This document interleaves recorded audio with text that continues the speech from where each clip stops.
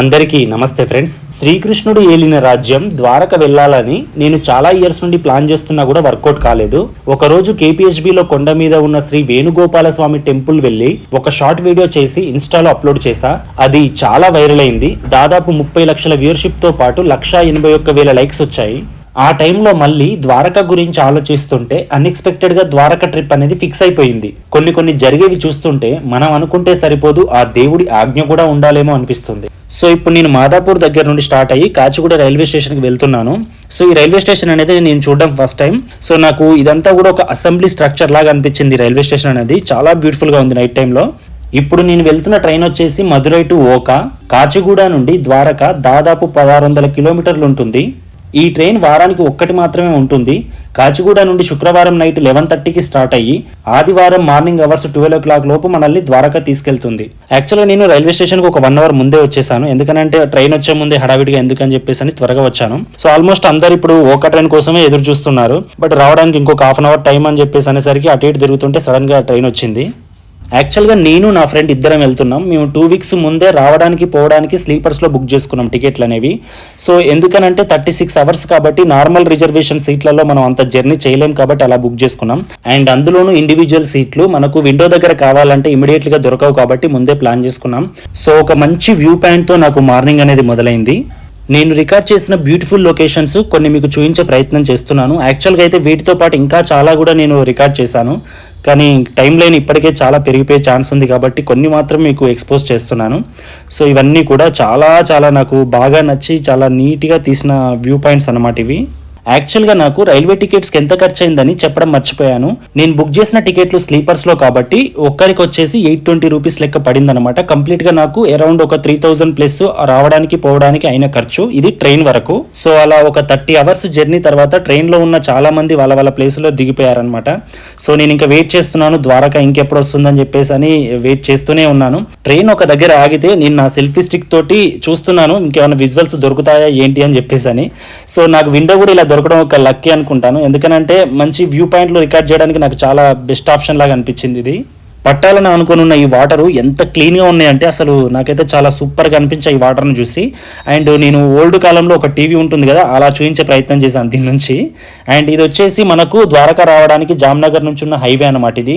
ఈ తిరుగుతున్న పెద్ద పంకల నుంచి మనకు పవర్ ప్రొడ్యూస్ అవుతుంది. యాక్చువల్గా హైవే పక్కన ఉన్న ఈ టెంపుల్ చూడండి, కన్స్ట్రక్షన్ చాలా బ్యూటిఫుల్గా ఉంది. వైట్ కలర్ పెయింట్ తోటి మెరిసిపోతుంది. యాక్చువల్గా ఇది మొత్తం 1.5 day జర్నీ నాకు 1 minute లాగా అనిపించింది ద్వారకాని చూడగానే.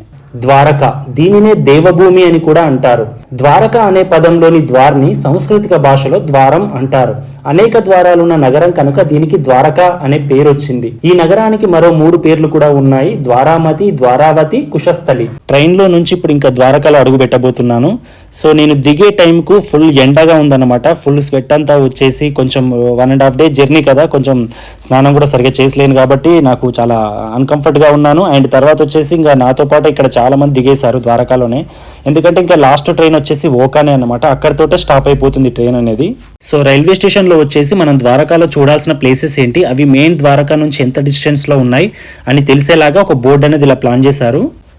సో ఇది వచ్చేసి కంప్లీట్గా ద్వారకా రైల్వే స్టేషన్. చాలా పెద్దగా అంటూ ఏముండదు, నార్మల్గానే ఉంటుంది మనకు. ఇప్పుడు వచ్చేటోళ్ళందరూ కూడా ఇప్పుడు నేను వచ్చిన ట్రైన్కి వచ్చిన వాళ్ళే, వీళ్ళందరూ ఇప్పుడు ఎగ్జిట్ అవుతున్నారు. సో ఇది ఎగ్జిట్ వే అనమాట. సో ఇక్కడనే ఆల్మోస్ట్ మనకు ఆటో వాళ్ళందరూ ఆపోజిట్లో వచ్చేసి ఆటో అని అంటూ ఉంటారు. సో వీళ్ళందరూ ఇంకా ద్వారకా దగ్గర తీసుకెళ్లే వాళ్ళే. సో ఇక్కడ వచ్చేసి నాకు ఎంట్రన్స్లోనే నాకు గోమాత దర్శనం ఇచ్చింది. సో నాకు చాలా హ్యాపీగా అనిపించింది, ఒక పాజిటివ్ వైబ్ లాగా అనిపించింది. సో ఫైనల్గా నాతో వచ్చిన ఫ్రెండ్ వచ్చేసి వాడు ఆల్రెడీ ఆటో మాట్లాడేశాడు. సో ఇంకా అందుకే మేము ఆటో దగ్గరికి వెళ్తున్నాం. సో ఈ అబ్బాయి అనమాట మనల్ని ఆటో దగ్గరికి తీసుకెళ్లేది. మళ్ళీ మనం కూడా ఇక్కడ ఉండాలి కదా అని చెప్పేసి అని ఇంకా నేను కనిపించేలాగా వీడియో అనేది రికార్డ్ చేసుకుంటున్నాను. సో ఇప్పుడు మొత్తం అంతా నా లగేజ్ అంతా కూడా ఆటోలో షిఫ్ట్ చేసి ఇప్పుడు ఆటో ఎక్కుతున్నాను నేను.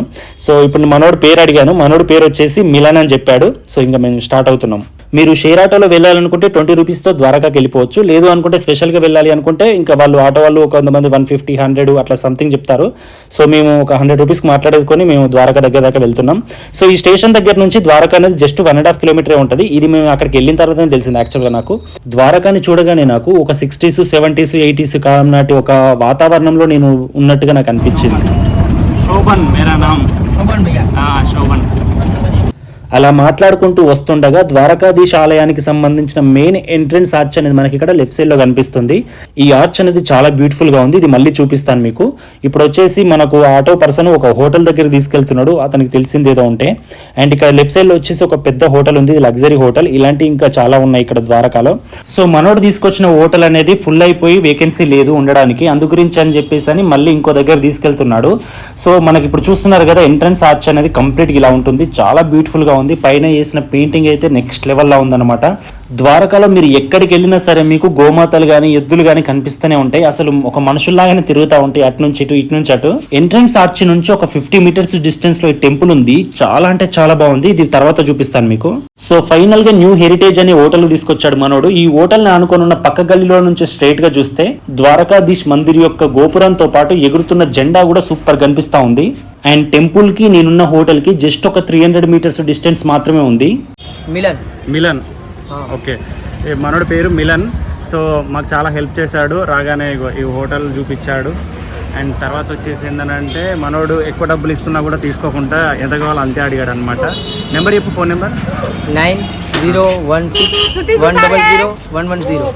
ఈ హోటల్ యొక్క అంబియన్స్ అనేది చాలా నీట్ గా అండ్ ప్లెజెంట్ గా అనిపించింది నాకు. ఇక్కడ ఉన్న ప్రతి ఒక్క hotel visiting card back side temple timings and ఈ ద్వారకాలో మనం చూడాల్సిన విజిటింగ్ ప్లేసెస్ ఏంటనేది కూడా ఇలా అంతా మెన్షన్ చేసి ప్రతి ఒక్కరు ఇలా పెడతారంట. ఈ హోటల్ వాళ్ళు మా దగ్గర చార్జ్ చేసింది 1500. ఇంకేమైనా తగ్గుతుందా అని చెప్పేసి మేము ట్రై చేసాం కానీ వాళ్ళు అసలు తగ్గించలేదు. సో ఇప్పుడు రూమ్ చూడడానికి వెళ్తున్నాం. పైన మిర్రర్ కనిపిస్తే ఏమైనా విజువల్ దొరుకుతుందా అని చెప్పేసి ట్రై చేస్తున్నాను. యాక్చువల్ గా మాకు రూమ్ వచ్చేసి 4th ఫ్లోర్ లో ఇచ్చారు. ఆల్రెడీ మేము ఇందులోకి వెళ్ళిపోయాం. సో వెళ్ళిపోయిన తర్వాత మీకు చూపిస్తున్నాను. నాకు ఈ రూమ్ చాలా బాగా నచ్చింది. మంచి వెంటిలేషన్ ఉంది అండ్ వెరీ గుడ్ అట్మాస్ఫియర్ లాగా కనిపించింది. రూమ్ లో టీవీతో పాటు ఏసీ కూడా ఉంది. మెయిన్ గా ఈ రూమ్ లో నాకు బాగా నచ్చింది ఏదైనా ఉంది అని అంటే అది విండో అన్నమాట, పెద్దది. సో ఆ విండోల నుంచి చూస్తే ఆల్మోస్ట్ నాకు చాలా పెద్ద వ్యూ దొరికింది. సో ఒకసారి మీకు కూడా చూపిస్తున్నాను చూడండి. వ్యూ అనేది ఎంతో బాగుందంటే మొత్తం అంతా కూడా సూపర్ కనిపిస్తుంది. సో ఇప్పుడు మేము ద్వారకా వెళ్ళాలి అనుకుంటే, ద్వారకాధీశ్ దగ్గరికి వెళ్ళాలనుకున్నా కూడా ఇప్పుడు ఆ కార్ వెళ్తుంది కదా, ఆ వే నుంచో వెళ్ళాల్సి ఉంటుంది అనమాట. అంటే ఇంకా వేరే వేస్ కూడా ఉన్నాయి కానీ ఇక్కడ నుంచి వెళ్తే దగ్గర అవుతుంది మాకు. సో అదనమాట. సో చూస్తున్నారు కదా, వ్యూ మాత్రం చాలా అంటే చాలా బాగా నచ్చింది. సో ఇంకా మేము ఫ్రెష్ అయ్యి కిందికి వచ్చాం. మనం తినగలిగేటి ఏం దొరుకుతాయని చెప్పేసి అని వెతకడం మొదలు పెట్టాం. యాక్చువల్గా 9:30కి ద్వారకా రావాల్సిన ట్రైన్ అనేది 12:30కి మమ్మల్ని తీసుకురావడం వల్ల మేము మార్నింగ్ అవర్స్లో చేసుకోవాల్సిన దర్శనం అనేది పాసిబుల్ కాలేదు. అందు గురించి అని ఇంకా మేము ఈవినింగ్ దర్శనానికి రెడీ అవుతున్నాం. సో ఈ లోపు ఏదైనా తిని రిలాక్స్ అవ్వచ్చు అని చెప్పేసి అని ఇంకా మేము తిరగడం మొదలెట్టాం. సో అక్కడ ఉన్న ఏరియా నేను అబ్జర్వ్ చేస్తూ అటు ఇటు చూస్తుంటే నాకు ఒక బ్యూటిఫుల్ ఆర్చ్ కనిపించింది. సో అక్కడికి వెళ్తున్నాను ఇప్పుడు. ఆర్చిని ఒకసారి చూడండి, పెయింటింగ్స్ అనేది ఎంత బ్యూటిఫుల్ గా వేశారంటే ఇట్ సైడ్ రైట్ సైడ్ లో వచ్చేసి కృష్ణయ్య టెంపుల్ కి సంబంధించిన ఆ స్ట్రక్చర్ అనేది పెయింటింగ్ అలా వేశారు. అండ్ కంప్లీట్ గా ఆర్చికి వేసిన పెయింట్స్ చూడండి, డిఫరెంట్ కలర్స్ వాడి అసలు ఒక ఫోటోజెనిక్ అట్మాస్ఫియర్ లాగా క్రియేట్ చేశారనమాట. బ్యాక్గ్రౌండ్ లో కనుక ఇది ఉంటే ఎంత బ్యూటిఫుల్ గా వస్తాయంటే ఇప్పుడు వీడియోలోనే చూస్తున్నారు కదా, చాలా బ్యూటిఫుల్ గా ఉంది. అండ్ మనకి ఇక్కడ రైట్ సైడ్ లో చూసుకుంటే కూడా మనకు ఆవులు ఎద్దులు ఎక్కడ పడితే అక్కడ కనిపిస్తూనే ఉంటాయి. ఇది వచ్చేసి మనకు ఇది లోపర్ సైడ్ ఉన్న వ్యూ అనమాట. ఇక్కడ స్టెప్స్ ఉన్నాయి చూడండి చిన్నవి వెళ్ళిపోవడానికి. సో ఇంకా మేము ఇంకా ఇక్కడ చాలాసేపు స్పెండ్ చేద్దాం అనుకున్నాం కానీ ఇంకా మాకు తర్వాత ప్లానింగ్స్ ఉన్నాయి కాబట్టి ఇంకా మేము ఎక్కువ టైం స్పెండ్ చేయలేదు. జస్ట్ అటు నుంచి ఇటు నడిచి కొంచెం అక్కడ ఏరియాని విజిట్ చేసి అక్కడ నుంచి మళ్ళీ మేము మూవ్ అయిపోయాము అనమాట వేరే దగ్గరికి. చాలా చోట్ల వెతకంగా ఫైనల్ గా ఈ గుజరాతీ తాల్ అనే హోటల్ కనిపించింది. వేరే దగ్గర కూడా చాలా ఫుడ్స్ అన్ని ఉన్నాయి, కాకపోతే ఏంటంటే మనం తినగలిగే కొంచెం బెటర్ ఫుడ్ కోసం వెతుకుతున్నప్పుడు నాకు ఇది కనిపించింది అనమాట. ఇది ఎందుకో హోటల్ మంచిగా ఉందని చెప్పేసి అని లోపలికి వచ్చి కూర్చున్నాము. తినడానికి పెట్టిన ప్లేట్స్ చూడండి ఎలా మెరిసిపోతున్నాయో. ఒక్కొక్క కర్రీకి అన్లిమిటెడ్ ఫుడ్ అనేది 150 రూపీస్కి ఇస్తున్నారు. మీరు ఒకవేళ ఫుడ్ వేస్ట్ చేసినట్టయితే 50 రూపీస్ ఫైన్ లెక్క తీసుకుంటారు. సో ఈ ఫైన్ అనేది కూడా గోశాలకు ఇస్తారు కానీ వీళ్ళు వాడుకోరు. దాదాపు 5-6 కర్రీలతోటి కలిపి మీల్స్ పెట్టారు. సో ఈ కర్రీస్ కూడా చాలా టేస్టీగా ఉన్నాయి. ముఖ్యంగా చపాతీలోకి అయితే చాలా అంటే చాలా బాగున్నాయి. సో మనకు తర్వాత రైస్ కూడా పెట్టారన్నమాట. ఆ రైస్ అనేది వచ్చేసి కూడా నార్మల్ రైస్ కాదు, మనకు బగారా రైస్ తోటి పెట్టారు. సో ఈ 150 రూపీస్లోనే మనకు అడిగినన్ని చపాతీలు మనం తిన్నంత రైస్ ఏదైనా సరే మంచిగా పెడతారన్నమాట. సో బెస్ట్ ఆప్షన్ అని చెప్పొచ్చు. అండ్ ఫైనల్ గా మజ్జిగతో ముగించేయచ్చు. ఈ హోటల్లో నాకు ఈ ఫోటో అనేది చాలా స్పెషల్ గా అనిపించింది. ఎందుకనంటే ఒక ఫ్రెండ్ కి అలాంటి సేవ చేయడం అనేది శ్రీకృష్ణుడు చాలా గొప్ప విషయం. ఈ వీడియో చూస్తున్న వాళ్ళలో మీరు ఎప్పుడైనా ద్వారక వెళ్తే తప్పకుండా ఈ హోటల్లో ఫుడ్ అనేది టేస్ట్ చేయండి, మీకు ఖచ్చితంగా నచ్చుతుంది అనుకుంటున్నాను. అండ్ అలాగే ఈ హోటల్కి సంబంధించిన గూగుల్ మ్యాప్ పిన్ అనేది నా కంటెంట్ ఇన్ఫర్మేషన్ దాంట్లో ఇస్తాను, ఒకసారి వెళ్ళి చెక్ చేయండి. అన్ని పార్ట్స్ లింక్స్ వీడియో కింద ఇచ్చాను, ఒకసారి ఓపెన్ చేసి చూడండి. Please subscribe my YouTube channel and Hare Krishna అని కామెంట్స్లో స్లోగన్ చేయండి ఫ్రెండ్స్.